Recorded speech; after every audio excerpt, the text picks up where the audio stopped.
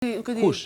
Sepse ai gjykim u bë i ftoft për te arsyeve personale. Po ti këtë nuk je aftë të bësh.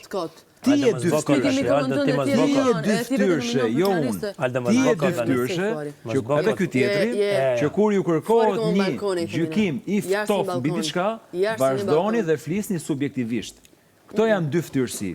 Nëse ke një ftyrë që ndron korrekt, distancohesh nga situata dhe e shef lojën si spektator dhe thua, këta të katërt për mu gjithmonë, për mu si Aldo, meritojnë të shkojnë finale, këta të katërt.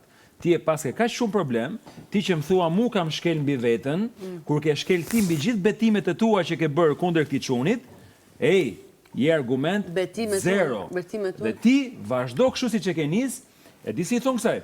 Të kesh qenë kështu, sado konstant, po ke qenë kështu, e ti bësh një kështu, vetëm sepse të ka kap smira, të ka kap sepse ngelem koherente kur them që vazhdoj dua, sepse po mos e ja kupton çfarë. Jo. I bën grupën vetes me këtë. Grupën për çfarë? Me këtë versionin për çfarë?